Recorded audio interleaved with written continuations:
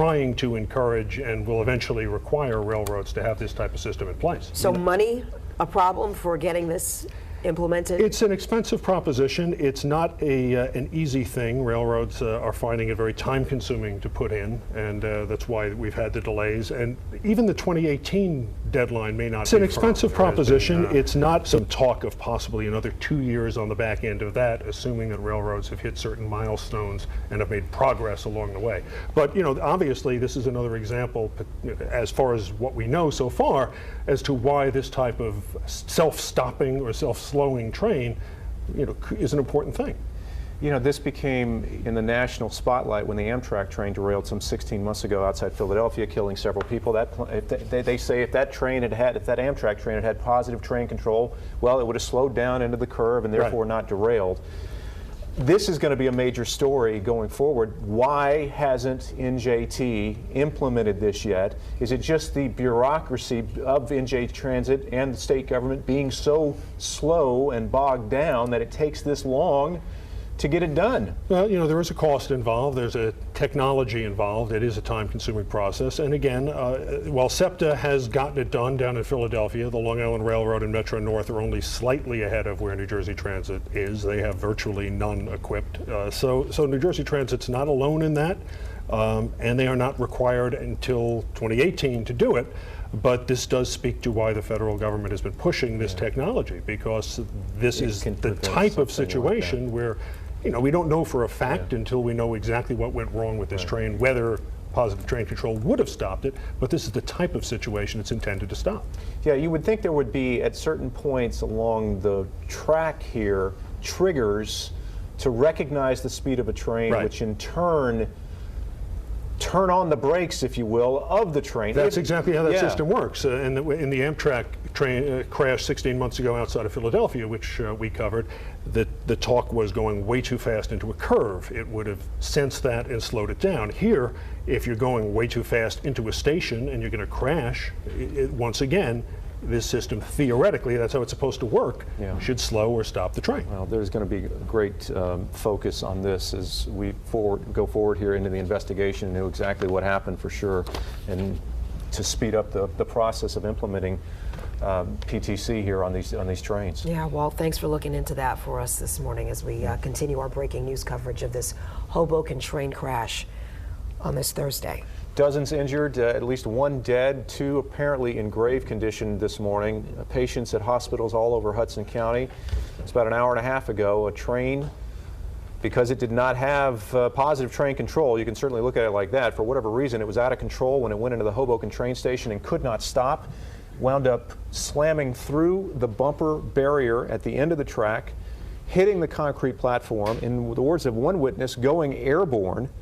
One or two cars then wind up inside or very close to the Hoboken waiting room there at the train station. People injured on board the train, people injured who were standing around the station at the time as a part of their daily commute. They were going about their business. There was no warning from the engineer on board the train. The passengers had no idea this was happening. They were already out of their seats and gathering around the doors for the train to come into the station, because many of them have path connections then into New York City. Certainly no warning in the station itself. We heard from one man who was buying a ticket. He was talking to a customer service agent, and he heard the collision, and he went to find out what had happened.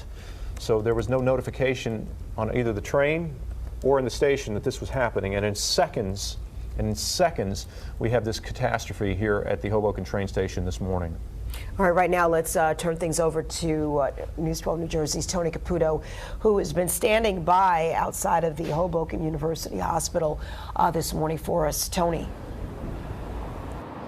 Yeah, to give you an example, I mean, here we are, the media, to give you an example of the traffic issues and the difficulty of getting from one point to another. It took us quite some time to get our live truck here as we were doing those phone reports, certainly getting you the information any way we can, but it's that difficult out there, folks. And I've heard it mentioned a couple of times, if you need to get through town or in the area, your best to get around outside of Hoboken because of the issues. Let me show you where we are right now. We're at Hoboken University Medical Center. We've been here for over an hour now. We got an update from the public information officer about 20 or so minutes ago that 16 patients were brought here. Conditions ranging from bumps and bruises to broken bones. I asked if any life-threatening. He didn't want to give a specific answer just yet as he's gathering more information himself. We also know that one patient was taken to Christ Hospital in Jersey City. Those hospitals are affiliated, so he had that information for us as well. There is one, as he put it, pediatric patient. So one person under the age of 18 is the best way to put that. We don't know the age of that person under 18 or the condition, so we're waiting on that as well. But everybody else was an adult. Again, no specific word on if any of the injuries are life-threatening. We did speak with a gentleman here who walked from the train station after the accident, talked to us by phone on News 12 New Jersey. Didn't want to be on camera. He's shaken up, but he's handling it well. He was in the first car in the second row, so he saw it as it was happening. It was right in front of him. He said he's 5 feet from the front of that first train.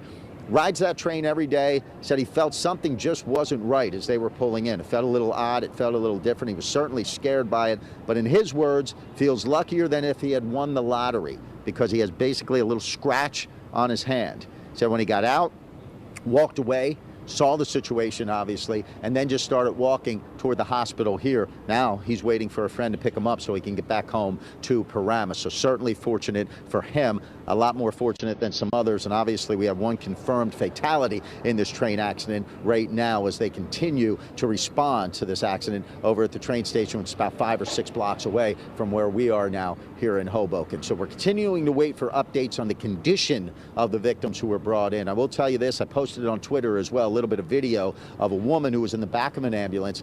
As they opened the doors, first thing I saw was her face, and she had a smile on her face, and she was kind of joking with the ambulance personnel, but she was also wiping tears from her eyes at the same time. So it was good to see her smiling, good to see her laugh a little bit, but obviously very shaken up from what had just happened at the Hoboken train station in this crash and accident earlier this morning. As we get more info, we'll get it right to you. Keep an eye on the Facebook and Twitter pages as well. We're live in Hoboken. Tony Caputo, News 12 New Jersey. Kurt Carissa, let's get it back to you. And Tony, what you're describing with that passenger who was being taken away, obviously that's something that people describe when they're in shock. They're crying and they're laughing at the same time. They just don't even know what they're experiencing at the time. And that's exactly what it sounds like. She was in a complete state of shock, apparently, Tony. Yeah, I mean, that's what you would expect in a situation like this as well. You know, I'm still looking over, and I've been trying to get him to come on camera with us. I've been waving him over and see if he wants to talk with me. But the gentleman who was in that second row of the first car, it's interesting watching him right now. He's fine. Physically, he's fine.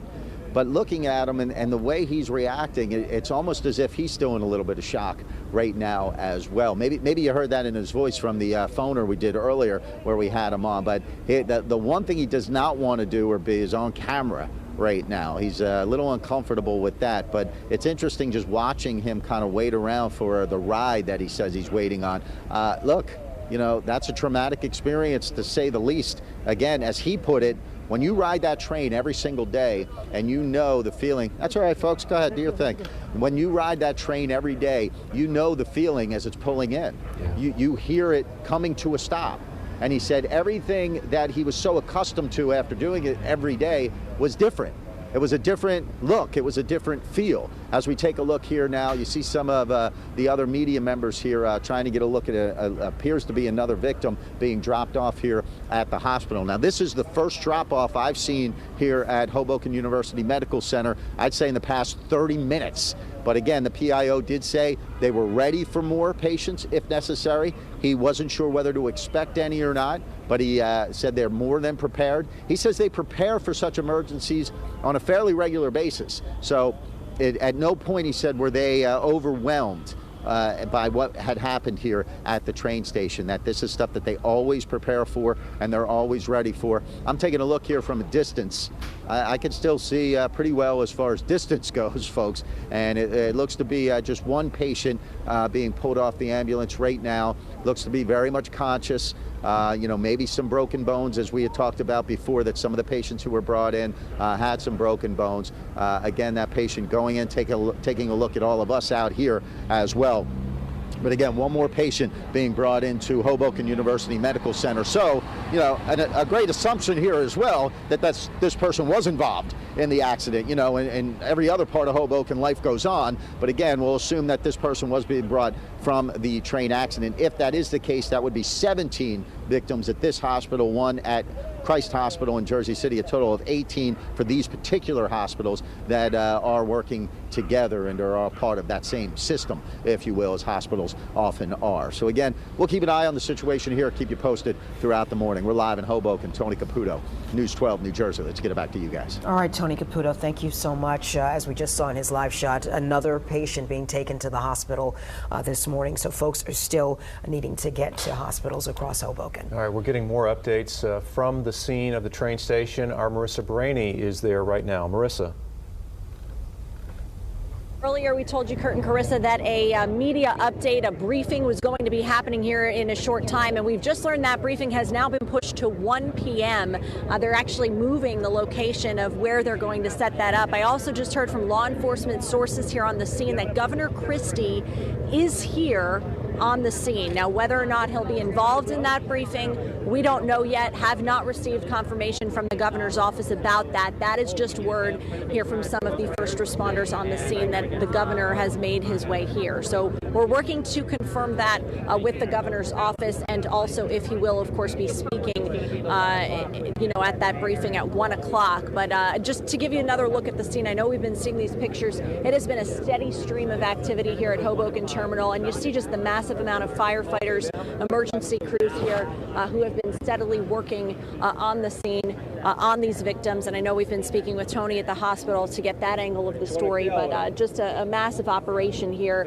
And really this entire area remains shut down. The only people in this area really are people who were on the train in the area at the time, the media, of course, the first responders, and people who have made their way or tried to make their way down here to get a look at the scene. Of course, that is not advised. First responders are actually telling people to stay away from this area if at all possible. Unless you work around here, live around here, it is just a zoo as people are trying to address the situation inside the terminal. And of course, we will bring you that live update at 1 o'clock. We'll bring that to you live on the air here on News 12 New Jersey. Again, that is planned for actually on Pier A, we're told. So we're going to have to move our camera and equipment over that way.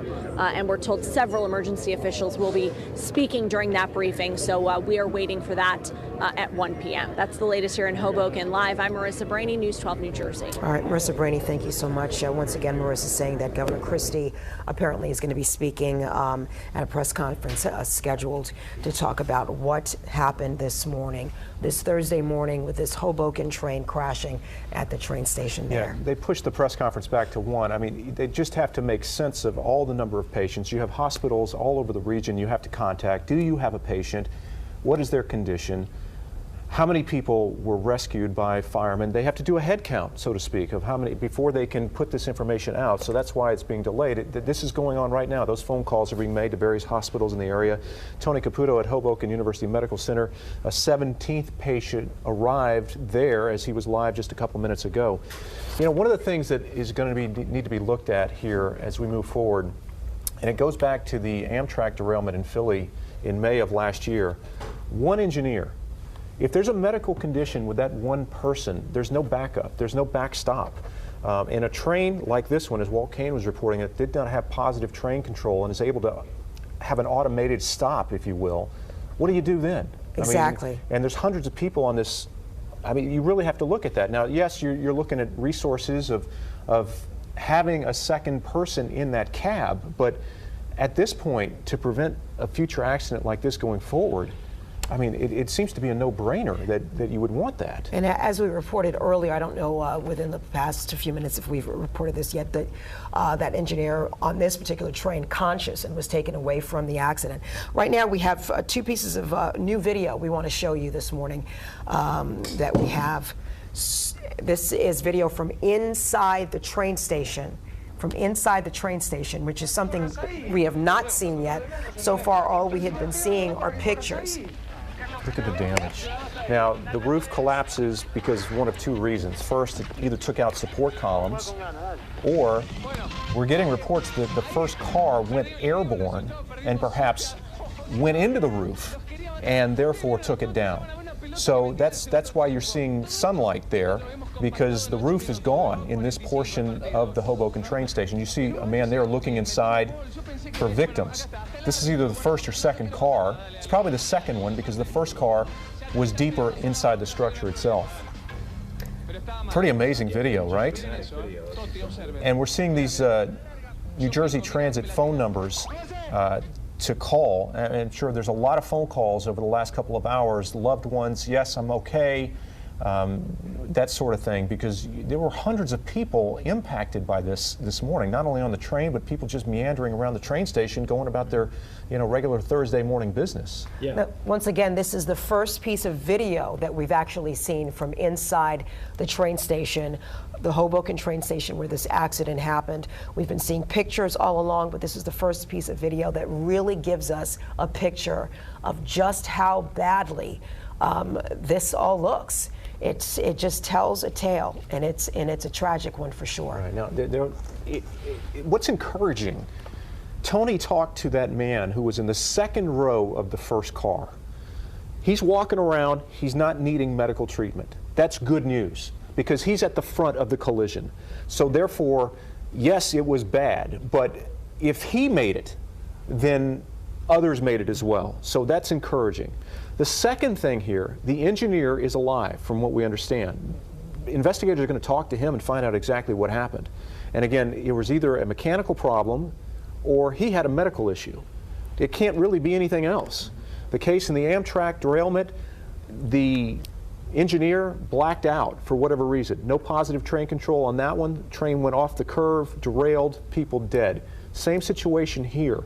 No positive train control on this New Jersey Transit train, too fast into the station, and this horrific collision with the station this morning. And Don, we've been talking about all the number of towns that this train went through this morning, picking up passengers on their way to Hoboken. Exactly. It's Pascagoula Valley. It was train 1614. Again, I don't know how many people actually know train numbers, because you just kind of just get on the train when it's scheduled. Okay, right now we have to cut you, Don. There's a press conference getting ready to start right now as we speak about this Hoboken train crash. That seems to be Jersey City Medical Center, so they're going to be able to fill us in. And again, this is the big hospital in Hudson County. So Hoboken had their share, 17 patients there. We're about to find out info, Jersey City. My name is Joseph Scott. I'm the president and CEO for Jersey City Medical Center. As you know, we're the regional trauma center, and this morning we were notified of the train crash in Hoboken. We immediately set in place what we drill all the time, which is being prepared for these types of incidents.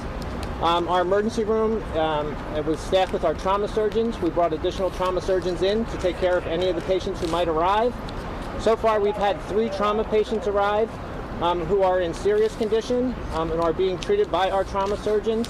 We've also brought all of our subspecialists, like our neurosurgical team, our oral maxillofacial surgical team, on board so that we're able to treat each of these patients. In addition to the 3 serious patients, we had 8 other patients who are being treated in the emergency department who are less serious. And we have about 40 patients who've been brought over by bus who are kind of like the walking wounded, right? And we are triaging those patients and treating them. Actually, we set up our cafeteria to be able to treat those patients. We anticipate the majority of those patients are going to be discharged. So right now we're dealing with about 11 patients in the emergency department, and we've got all hands on board and able to take care of those patients.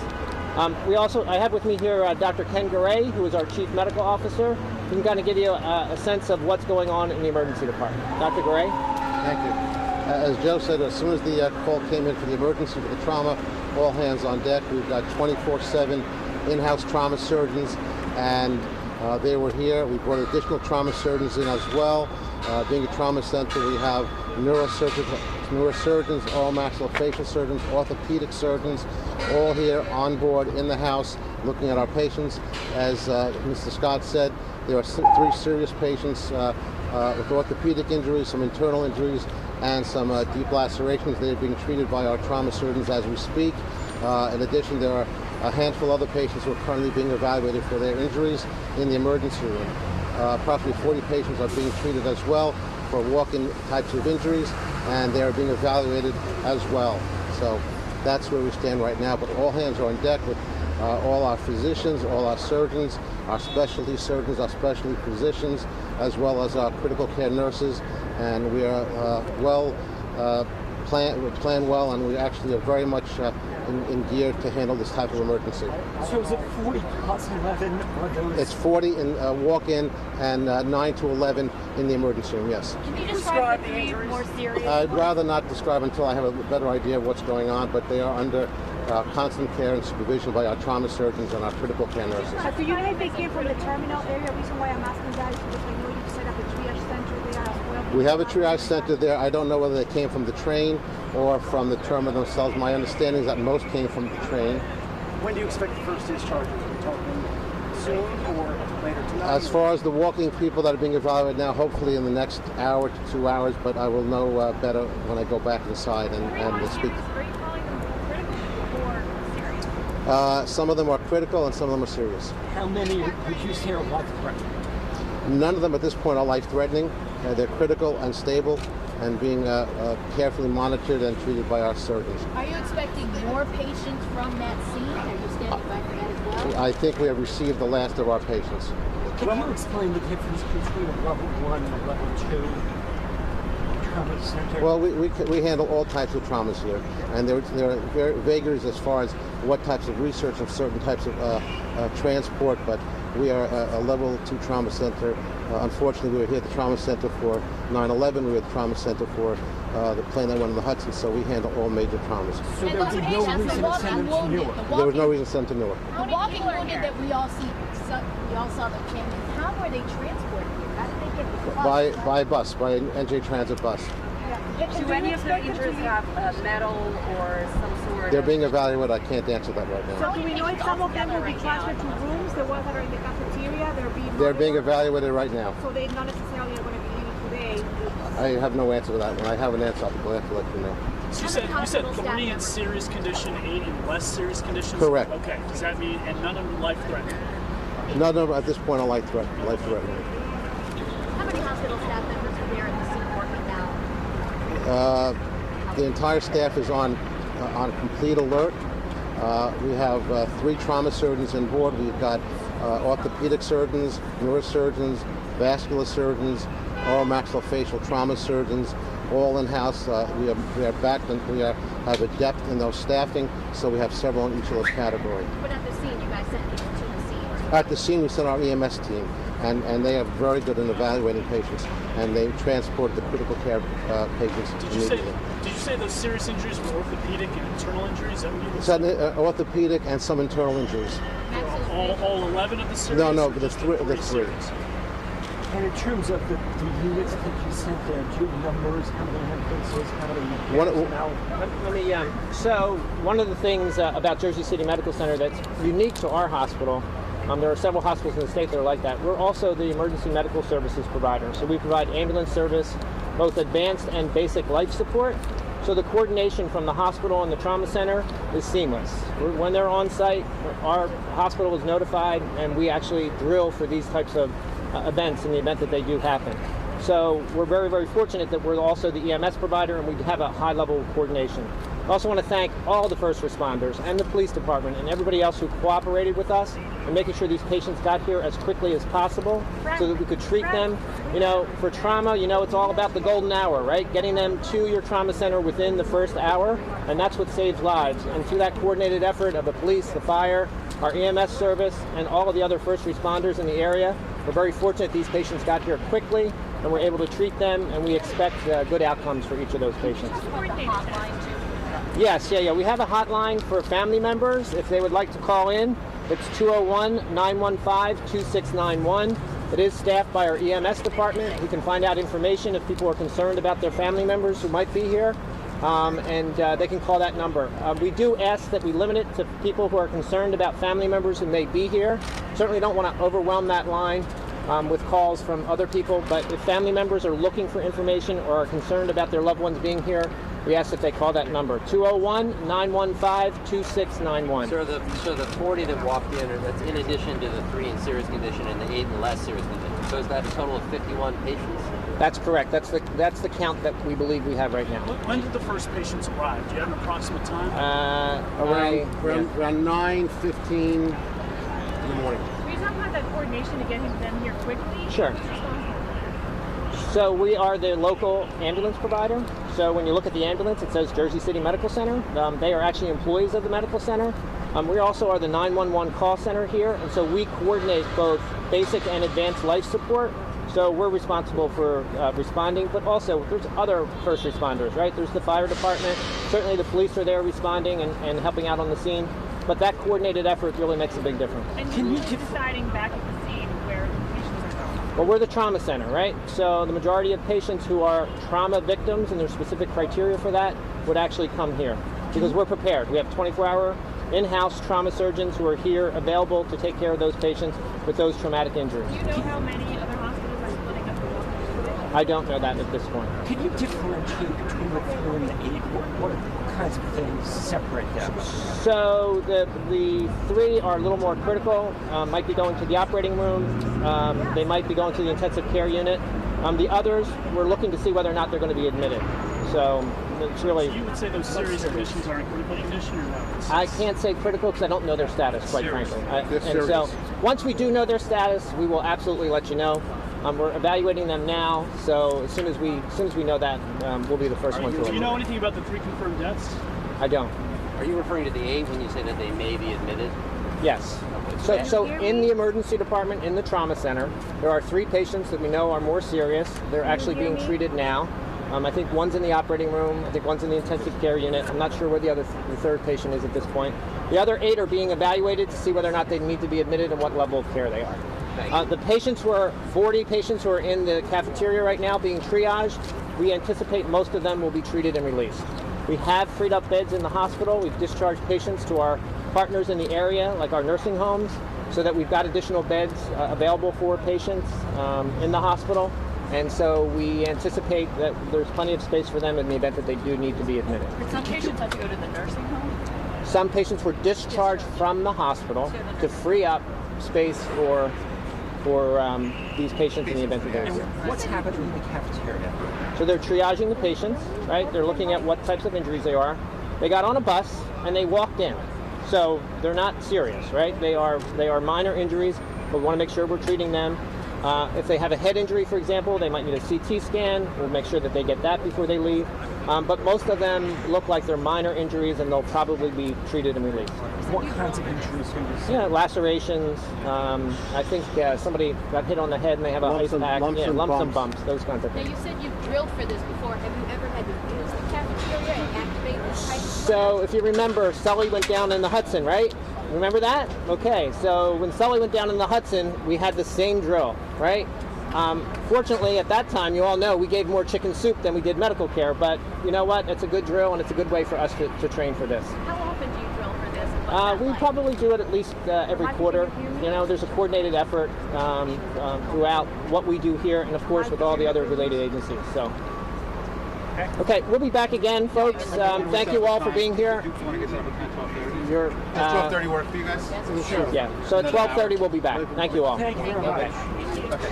This is the first time we're hearing from officials in all of this. Those folks were from the Jersey City Medical Center, where 51 patients in all were taken. 3, we understand, are in pretty bad condition, 48 others there. If you can picture the scene now, they were describing how there are patients being triaged in their cafeteria because they have so many patients that they're having to deal with right now. Just some word from those officials that talked to us from Jersey City Medical Center. The people at Jersey City Medical Center, the victims there, are receiving some of the very best medical care this country can offer. I mean, that is one of the finest trauma centers in our country. 51 patients there. Again, 3 are serious. The good news is, relatively speaking, it sounds like none of these injuries are life-threatening at Jersey City Medical Center. We do know, though, one person has died today, at least one. There are reports there could be others, but right now it's confirmed at 1. And we're hearing a roll call, if you will, a head count at the various hospitals. So we got 51 patients that went to Jersey City Medical Center, 17 at Hoboken University Medical Center, our Tony Caputo is there, and then another one went to Christ Hospital. So those are the three closest hospitals to the Hoboken train station. The most serious would have either gone to Hoboken because it's the closest, or Jersey City Medical Center because of their fine trauma unit there. One of those three people in serious there, one of them is in surgery right now. Again, orthopedic and internal injuries on those three. There are 8 others at Jersey City Medical Center who are being assessed, and a decision on whether or not they will be admitted is still to come. 40 others they described as walking wounded who came in from a bus. They were not seriously injured, but clearly shaken up this morning. But again, our count right now, 68 injuries and 1 person dead. Let's get you to News 12 New Jersey's John Bathke, who's got an update for us. John. That side of the train. Yes, we are outside the Lackawanna train terminal. We are being asked right now to move. I'm sorry, we have to move. They're creating a walkway here on the sidewalk along the waterfront, and we're being told that we absolutely have to move right now. But behind me is the Lackawanna train station where all those injuries occurred this morning. Again, this is a very fluid scene. This is a scene where emergency responders are still trying to make their way through. They are still securing this scene, so we're trying to move to accommodate them. And I'm sorry for the picture here, but we're just doing our best to work with everybody here. I don't know if you're showing it yet, but we have some chopper video from earlier today over this scene here.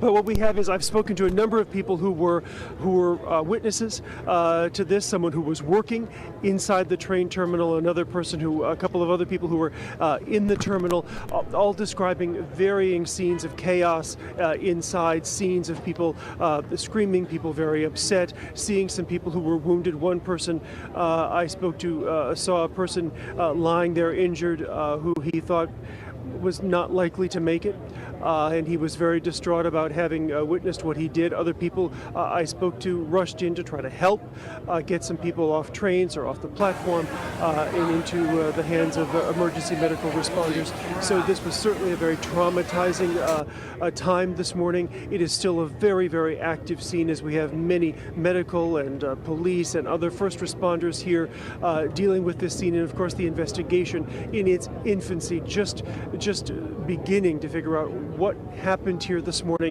that caused such a severe accident, causing dozens of injuries, 1 confirmed fatality, and significant damage to the historic Hoboken rail station. For now, I'm going to send it back to you in the studio. Kurt? John, thank you. 3 hours ago, the train barreled into the Hoboken train station, and for whatever reason, it did not stop. Certainly the investigation will uncover the reasons behind that, but as of right now, it's caring for those who were injured. Our injury count right now is 69 people. 1 person is dead. The governor is confirming that right now. And this was the scene right after, as the first responders set up a staging area there right on the Observer Highway. They also set up a triage unit in Warrington Plaza, which is up there at the top of the screen. It's partially hidden by that the yellow portion of the building you see there, but on the other side of that building is where the triage unit was sent.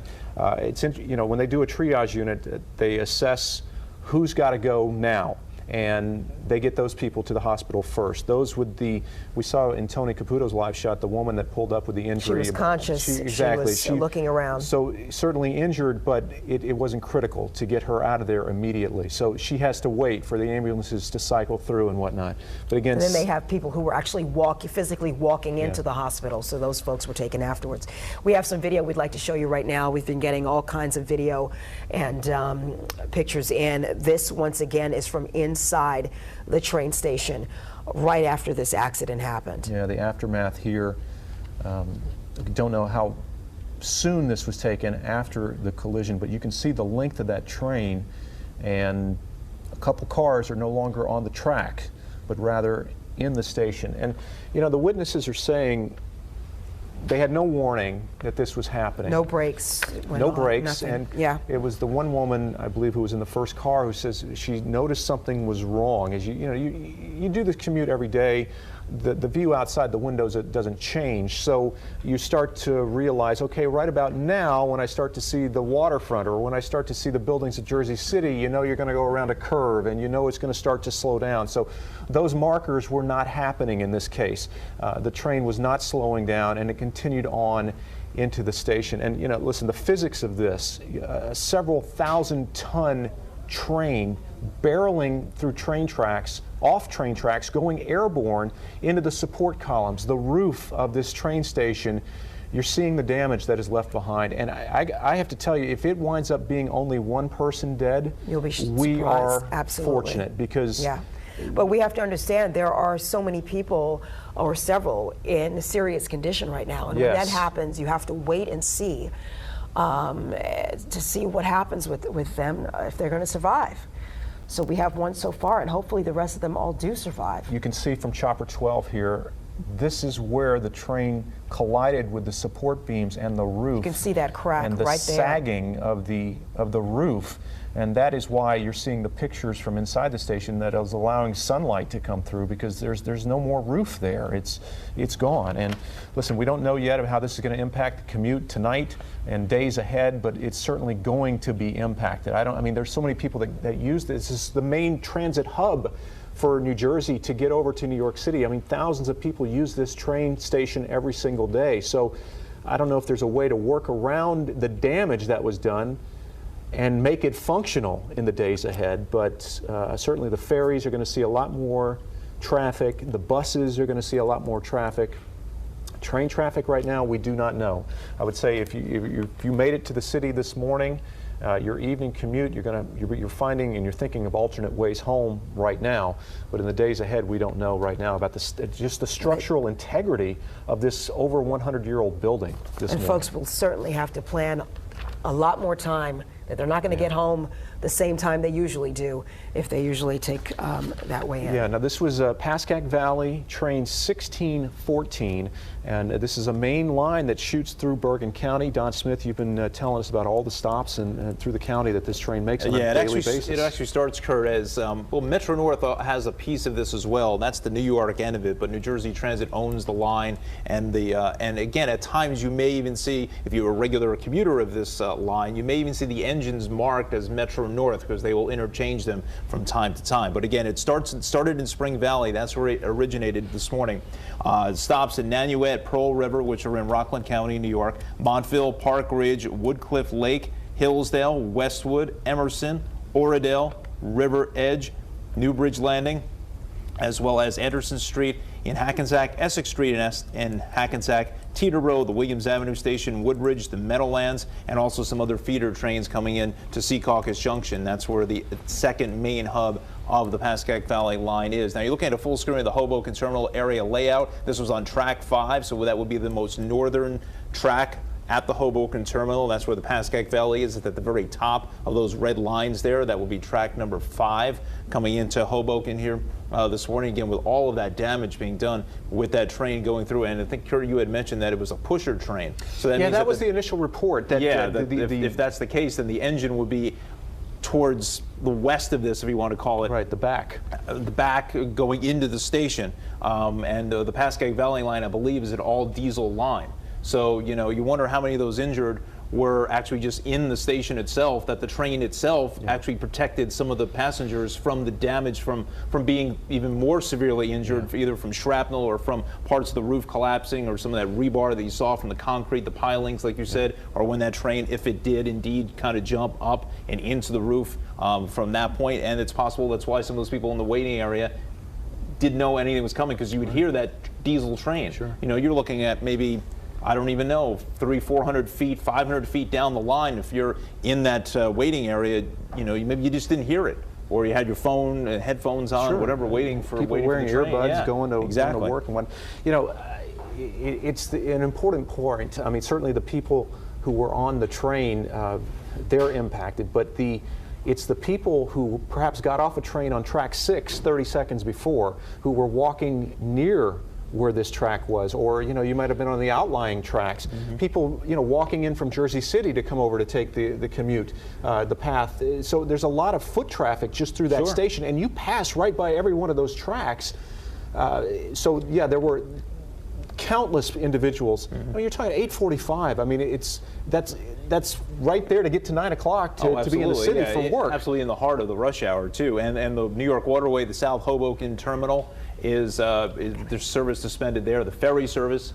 From what we've heard from them as well. Now, C Street, I'm not quite sure what they're going to do. More than likely, that's probably going to be suspended. I'm not quite sure whether C Street goes to the South Terminal or to the North Terminal. We'll still have to find that out for the evening commute. Now, the evening commute is going to be a mess. At this point, you have the Main, Bergen, Pascagoula Valley, parts of the Montclair, Boonton, as well as Gladstone, Morristown, all suspended into and out of Hoboken. Basically, everything terminating at Secaucus. That's my other concern, is that the Secaucus train station is really seeing a lot of extra volume as far as people trying to get onto the Northeast Corridor, North Jersey coastline that run into the city, and the Midtown Direct service there getting through Secaucus and in towards New York's Penn Station. Again, that terminal, if you ride New Jersey Transit, normally if I go into the city, I usually take Northeast Corridor, North Jersey coast. When you go through Secaucus, it seems like 90% of the time it's empty. Right. At this point, I'm sure it's completely packed. Now, if you have any video or pictures from Secaucus, certainly post it to our Facebook page at News 12 New Jersey or tweet us. We'd certainly like to see those pictures as well. But again, you're going to expect to see massive delays for the evening commute. And also PATH service is suspended into and out of Hoboken as well. That's going to be there until further notice. I think Marissa had said that the PATH station is actually underneath. It's actually in the lower level, I guess, of the Hoboken station. So they're going to have to check structural damage if there's anything with that as well, going to impact those folks who use PATH. Listen, this is a 100-year-old station that took quite a blow this morning. So the structural integrity of this building going forward is going to be questioned. And listen, there are going to be engineers in there that assess that, but that's not a simple and an easy process. That is going to be a slow process. So again, if you're a train commuter that goes through Hoboken, just keep in mind, you're going to be disrupted for some time to come here. A couple other things real quick. NTSB is sending a GO team here, so the National Transportation Safety Board is going to head up the investigation as to exactly what happened here. And New Jersey Congressman Bill Pascrell sent out a tweet a few minutes ago, quote, terribly saddened by the deadly train crash in Hoboken. Thoughts with all those injured and my condolences to families who lost someone today. And again, there are fatalities here. Officially 1 right now. That number could go higher. We count at least 69 injuries. It sounds like just about all of them will survive, although some of these injuries are critical. Well, the man at Jersey City Medical Center, the spokesperson there, says one person is in surgery right now.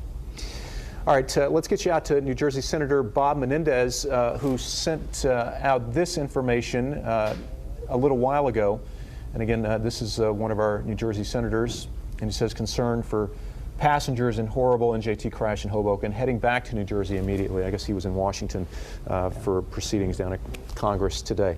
Okay, one of the people involved here today, one of the witnesses, I believe this was the man who was getting a ticket, talking to a ticket agent.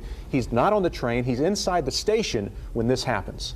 And for those people who are just joining us, can you tell us, were there people on the platform at the time that the train was coming into the station? I have to be honest, the only thing I saw at the point when I stepped out of that customer service office was folks running away from the train, running away. So I'm assuming that those were some of the folks that were on the platform. I did not see anyone on the platform per se on the ground or anything of that nature. But there certainly were some major injuries from things falling, people bleeding from the head or wherever, and basically running away from the area where it occurred. Did you see people injured? Definitely. I mean, there were definitely many injuries. Did any of them appear to be passengers who were actually on board the train? Yeah, there were certainly people taken off the train, which were on the train, which had different types of injuries. Yeah. Can you describe where you were? I'm just joining in here. I'm with News 12. Where you were when all this happened? I was in the customer service office inside the terminal, and I was speaking to a ticket agent when this accident occurred. I heard the noise, obviously.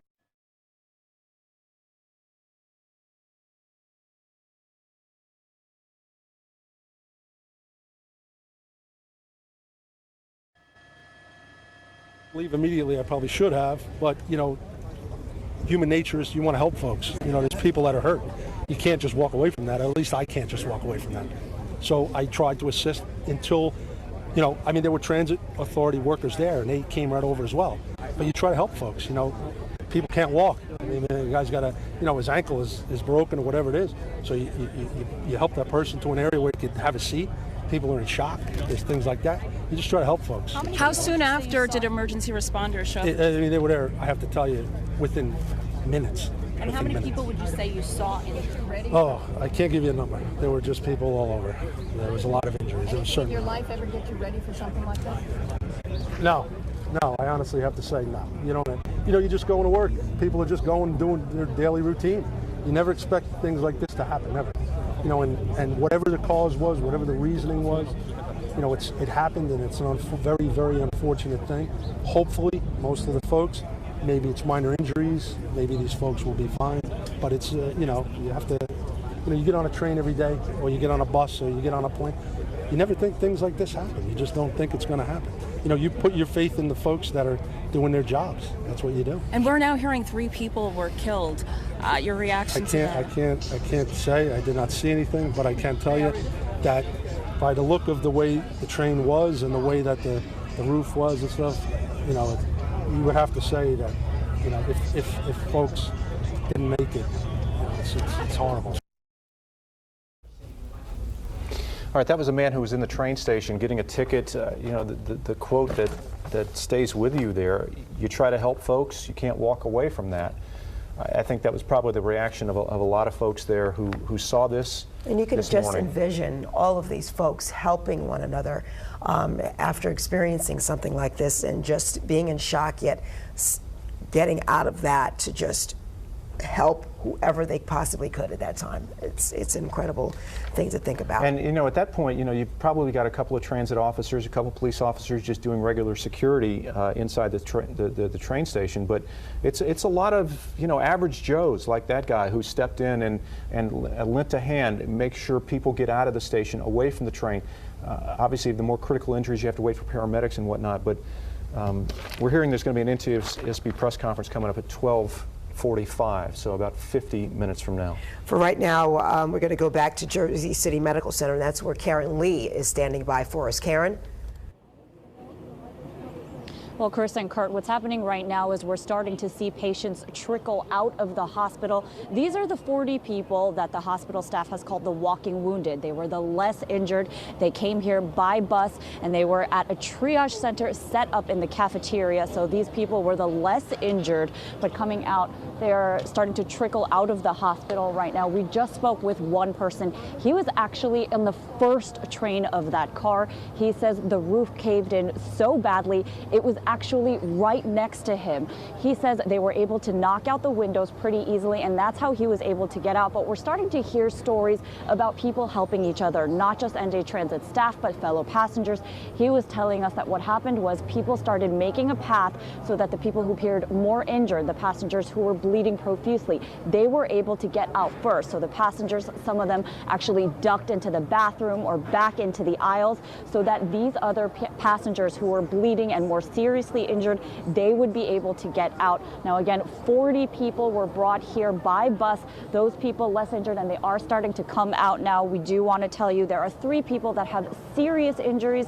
Doctors tell us that they have orthopedic or internal injuries. They're either in the ICU or the operating room. There's also 8 people who are a little bit less serious.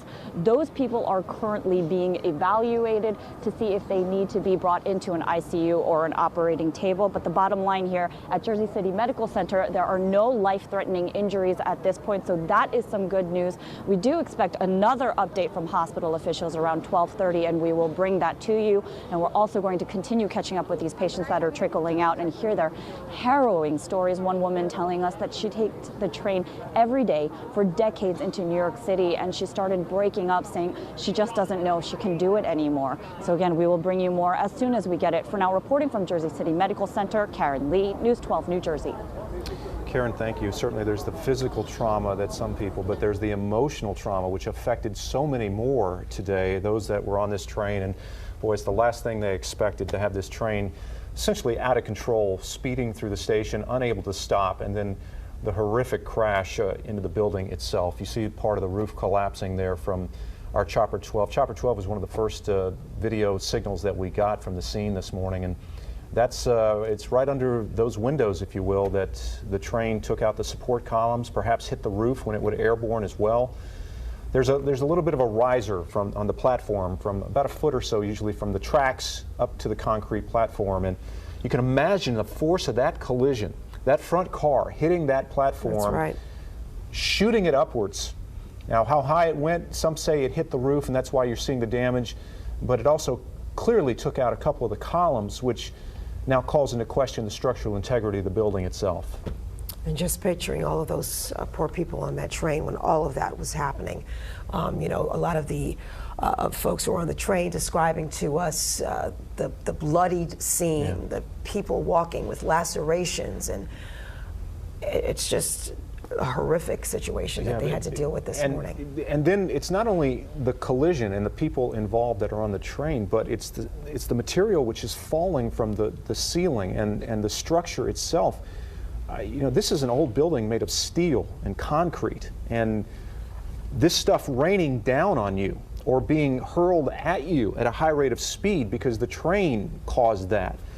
A lot of just very serious injuries, 3 for sure at Jersey City Medical Center. And again, the doctor there, the spokesperson describing it as orthopedic and internal injuries.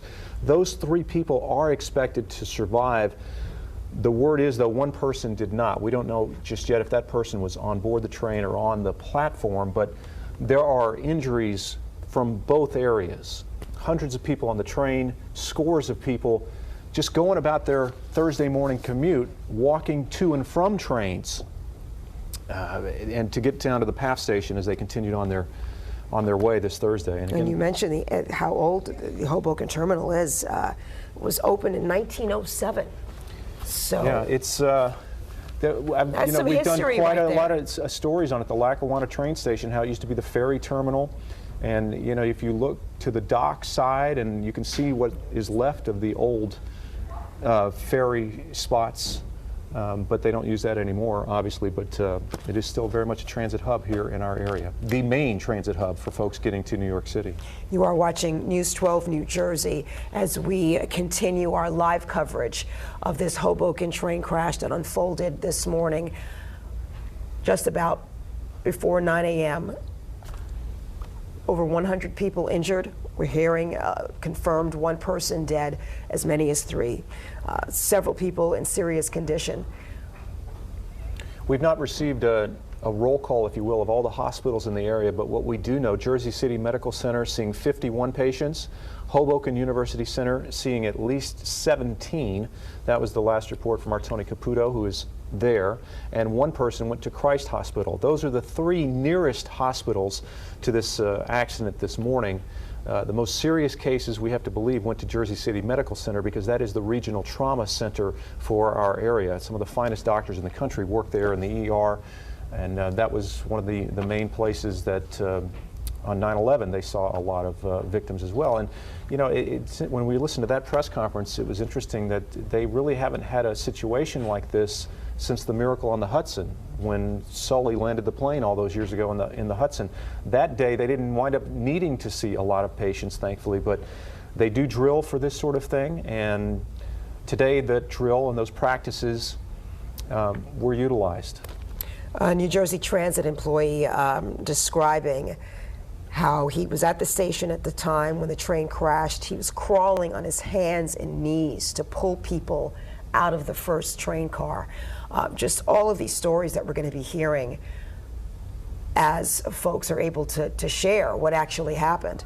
It's just it's incredible. These heroic stories are going to be emerging. And the damage done to that first train car. Yes, there's the collision, so the front of it, but then the material raining down on it, because it did pierce the roof, and you have the steel and the wiring and all the electrical systems that are, if the top of that car was opened up, then you can imagine the rescue effort that was needed to get these people out and just untangled from debris and very dangerous electrical wires, and that's just in the first car, not to mention the damage that was done to the waiting room and all the people that were sitting on benches there, the people that were just walking past track 5 when this happened this morning.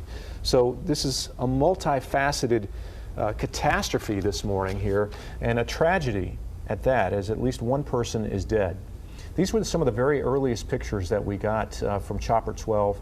The staging area set up there on Observer Highway, and not too far from Observer Highway, Pier A Park, we find News 12 New Jersey's John Bathke. John, we understand there's going to be a press conference coming up here in the next, shortly at 1 o'clock, right?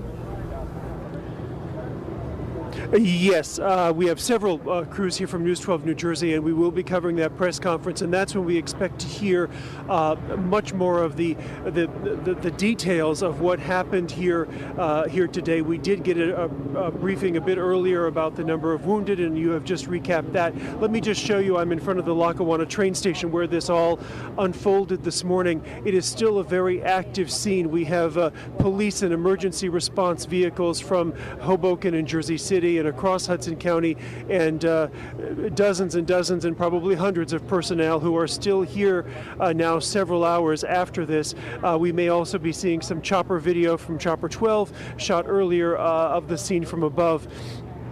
We have a lot of injuries. We have one fatality confirmed in this, in which we believe this train ran into the platform. Okay, John, we have to break away to get you over to Hoboken University Medical Center as they update us on all their injured there. We immediately turned on all of our code triage, which is our external disaster forces. People reported to the emergency department. We were prepared with staff, physicians, and nurses, and prepared for patients. Since that time, we received 22 patients from the accident. Bumps, bruises, some walking wounded, some lacerations, and fractures as well. We've treated everybody. Everybody is in stable condition. They have been connected with their family members if needed. We've had other family members calling in, trying to look for their loved ones. We've connected them with the transit hotline to make sure that they can be communicated with their loved ones to make sure everyone is safe. At this time, the emergency department and the hospital is in stable condition, and every patient has been treated for and is safe. Are you expecting any more? We're not expecting any more at this time. There might be a walking wounded that went home and might come in later, and we're prepared for anyone that comes in. Just talk about the types of injuries. We've seen bumps, bruises, lacerations, fractures. What's the most serious? There was a bad fracture that happened that came in. What, leg or arm? In one of the extremities. Do you have any children? There was a report that you may have one pediatric patient. No, there were no pediatric patients that came in from this incident. Could you again give us the number of injuries and some of the nature? I'm sorry, I couldn't hear what you said. Could you again give us the number of injuries and some of the nature of those injuries? There were 22 patients that came in from this accident.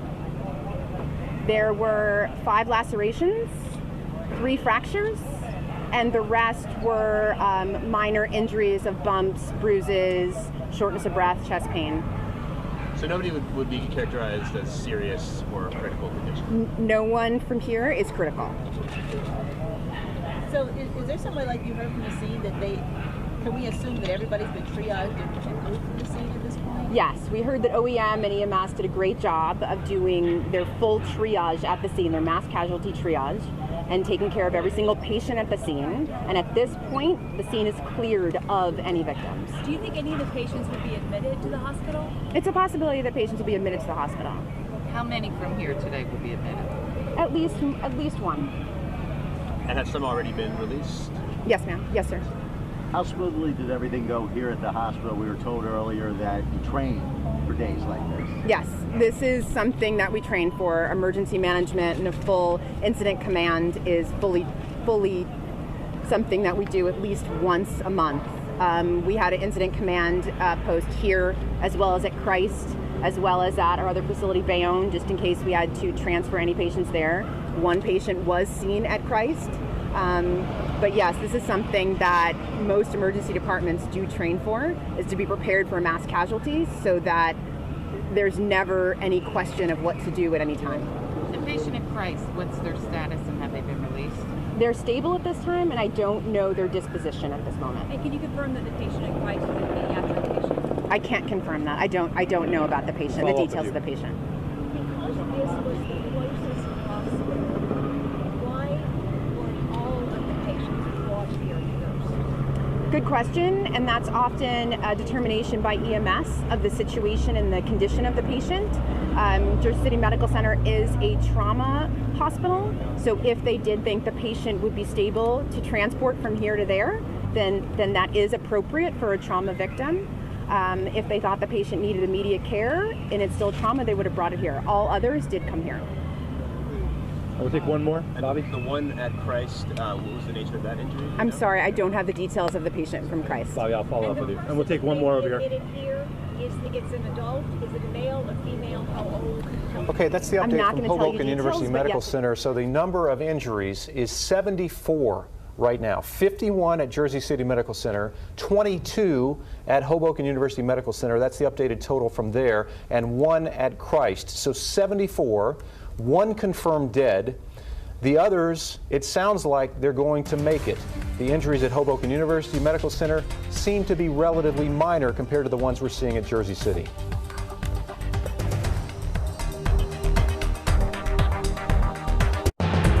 Hey, Lawrence, you're watching News 12 New Jersey. Around New Jersey, around the clock.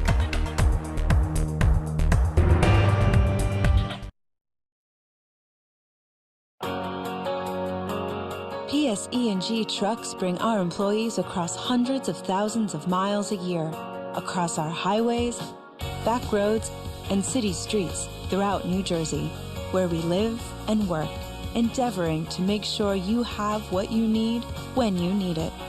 We'll keep rolling so you can keep rolling. PSE&G, we make things work for New Jersey.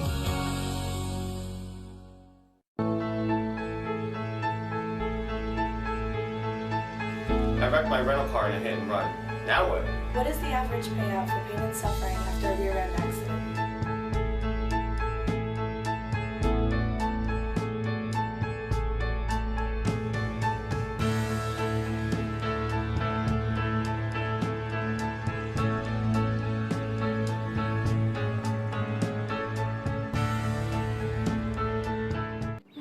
Morning, Gary. Hey, morning, Tom. Did you see Gail across the street got some work done? Oh, yeah. Nice curb appeal. Carriage house style, huh? You betcha. Definitely a precision job. No one else does work like them. I tell ya, with precision now in the neighborhood, my view just keeps getting better and better. Make the right decision. Google Precision. Precision Garage Door. Hey, where's Roscoe? Where's Roscoe? Where's Roscoe? ¿Dónde está Roscoe? He's working. If you think you have bed bugs, you know what to do. Call Bell and Roscoe, the bed bug specialists. Roscoe, the bed bug dog, sniffs out bed bugs with accuracy. And only Bell Environmental uses Instant Freeze to treat your home and office. Instant Freeze is Bell's exclusive technology, safe on furniture, electronics, pesticide-free. So if you think you have bed bugs, call Bell Environmental today.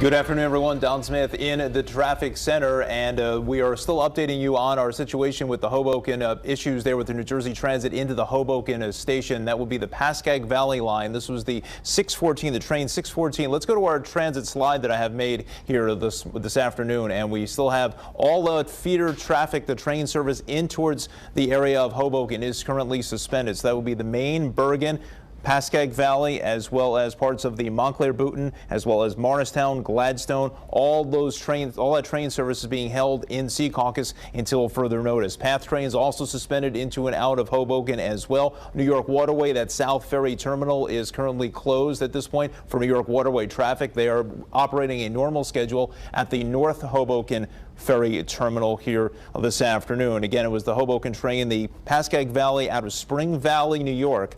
That was the train 1614 making its way in towards Hoboken, struck the terminal building on track 5 at the Hoboken station. Obviously, we have numerous injuries, and we have News 12 New Jersey reporters all over the situation there in Hoboken as well as in Jersey City. Also, the traffic part of it, as far as you're going to drive, don't even think about driving in towards Hoboken here today. It's going to be an absolute mess, probably in towards the evening commute. You want to stay tuned to News 12 New Jersey for further updates, as well as news12.com. And that's looking at traffic. All righty, everyone, good afternoon. Let's get a look at weather. Both Don and I have been very busy this morning. Before the train accident, we had a lot of weather move through. Bivalve in South Jersey, 1.25 inches worth of rain. West Cape May, a little less than an inch. Berkeley Township here, Ocean County, and less than 0.4 of an inch. Howell, Monmouth County, about 1/3, and Cherry Hill, only about a little more than 1/10 of an inch. Satellite and radar shots showing that we've got a break in the action. This has continued for the last several hours, but there is rain being drawn up from the south, and we're likely to see a little more of this today. So it's going to be an ugly gray day, punctuated with breezy conditions, winds from 8 to about 20 miles an hour out of the east-northeast. Winds gusting, though, over 30. Secret lifeguards at Secret Lifeguard Command there this morning had picked up over a 40-mile-an-hour wind gust overnight. So the wind's really cranking down the shore. That's stirring up the seas at 8 to 10 feet. Beach erosion and coastal flooding at times of high tide are certainly possible.